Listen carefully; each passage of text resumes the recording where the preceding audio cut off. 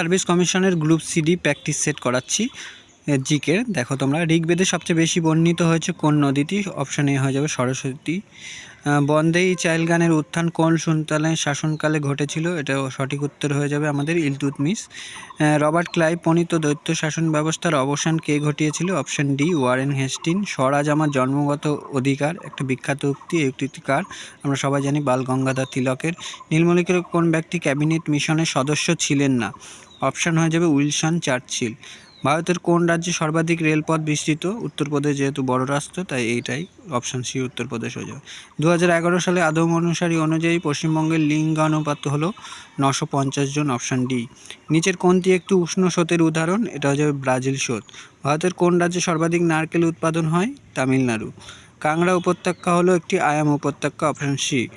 ভারতীয় সংবিধানের প্রস্তাবনায় উল্লেখিত আমরা শব্দের অর্থ কী? আমরা হলো ভারতীয় জনগণ। Option A.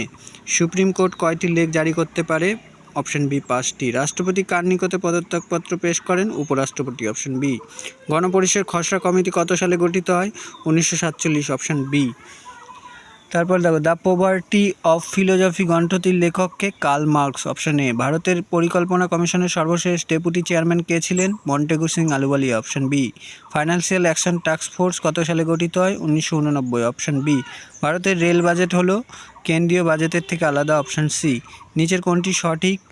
এটা হচ্ছে অ্যাপিকালচার মানে মৌমাছি, এটাই সঠিক।